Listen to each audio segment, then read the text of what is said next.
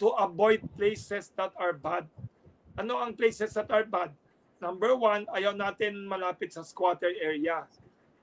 Kahit na maganda, kahit na mura, pag may tinatawag na informal settlers area na malapit sobra, tendency, ayaw ng ibang tao mag-invest dyan. In the future, kung nakabili ka dyan ng mura, if you want to resell it in the future or if you want to rent it out, baka mahirapan ka. That is one thing to avoid.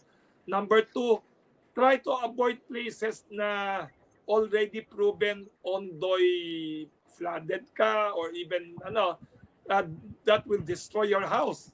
Kung may house ka na maganda, tapos inondo yan buong bahay mo, first floor nasira. That is Tapos the places that are usually good are those under kay President Duterte and now under Bongbong Marcos. May tinatawag silang build or build better more ba yan? Anywhere na may bagong highway, may bagong bridges, those places are good to invest.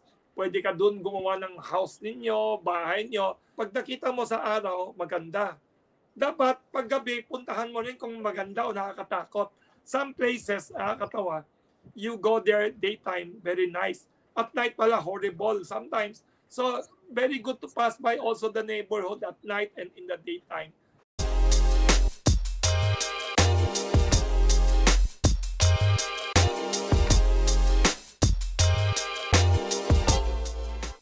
Siguro question naman, mag-shift naman tayo sa real estate kasi that's also one of our expertise.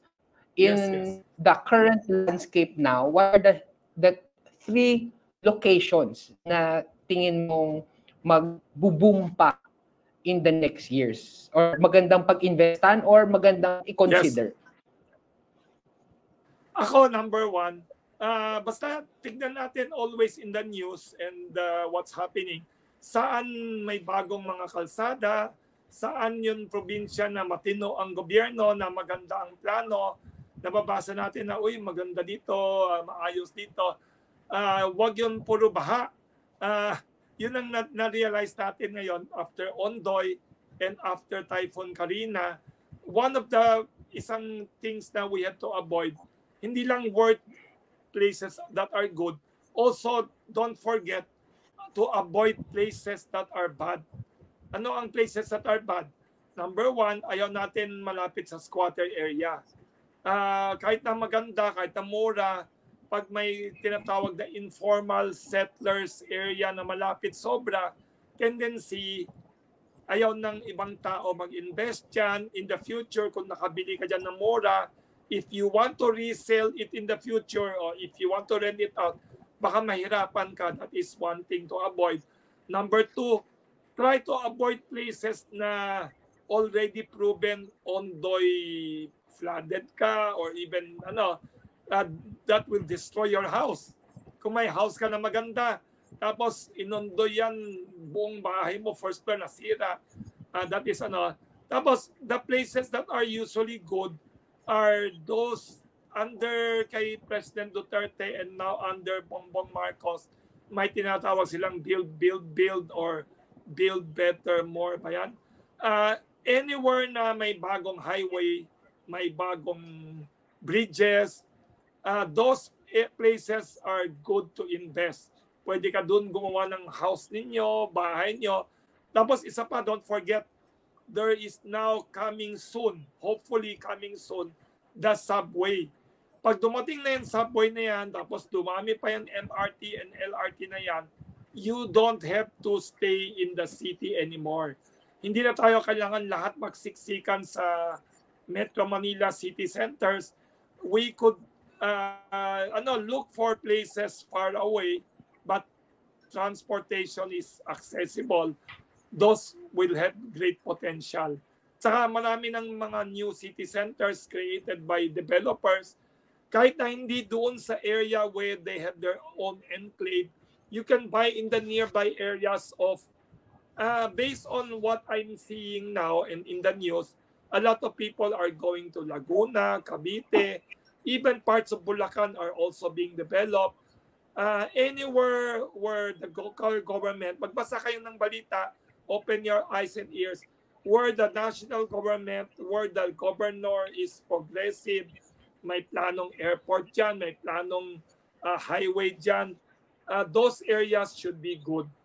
And also in Metro Manila, in areas that are old and neglected, may mga tinatawag na urban renewal efforts. May mga area na biglang gumaganda. Those are also good opportunities. Ako, anywhere as long as mura.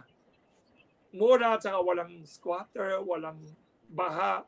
Tsaka, another advice for real estate investors, which I always do, pag nakita mo sa araw, maganda. Dapat paggabi, puntahan mo rin kung maganda o nakakatakot. Some places, nakakatawa, you go there daytime, very nice. At night pala, horrible sometimes. So, very good to pass by also the neighborhood at night and in the daytime. Real estate, first thing that I always think, do I want to stay there? Di ba nakatatakot tumira dyan? Even if I want to invest lang in a second home or third home as an investment to rent it out to others, I always think worst case scenario, titira ba ako dyan? That is also one way to guide yourself. There are many that's a good ideas to think. Yeah, o nga overflowing lang yung mga ideas. Pero let's say there's someone who's watching, nagko-contemplate. Ano ba bibiliin ko?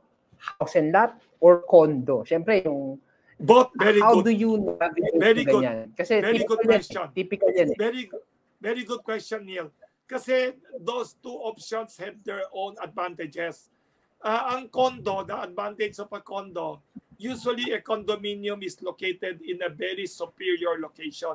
Usually ang condos, unbeatable good location sila compared to a townhouse, compared to a house. Ang mga condos usually, now ang uso ngayong mga condo in the center of the city, walking distance to the mall, minsan on top of a mall pa, or beside the hotel, near the restaurants, near the entertainment and leisure places. The condo pa, the advantages, may hulugan na tinatawag. You don't have to go to a bank loan. The advantage, you buy from a condo, pwedeng pre-selling na tinatawag. You can buy and pay 3 years, 4 years, 5 years, zero interest. But please be careful in choosing. Number one, what is the developer background? Matino ba yung developer na yan? Or may track record ba yan? They are good ba in delivering their condos? You can check with other condos that they have done. You can check based on reputation. Magtanong ka, marami naman chismosa sa Pilipinas, Marites. You can know by reputation, this is a good developer, this is a lousy developer. Pag good developer or credible, that is important. Good location. Ang maganda sa condo, you don't have to shell out big money in order to buy property. You don't have to earn a lot of money. Pwedeng hulugan yan. You don't even have to go to a bank. There are many arrangements. And isa pa that I always advise people, makipag-haggle ka rin sa broker or agent talking to you. Usually there is one. Hopefully he is a good or she is a good broker. Mangulit ka. Pwede ba ganyan ang terms? Gusto ko mas mababa ang down payment, konti lang ang monthly ko. Tapos after 2-3 years, pag turnover na ng condo, pasok ko yan sa bangko. That is another fantastic way to invest in real estate with little cash and little monthly cash outlay. Yung ang advantage ng condo.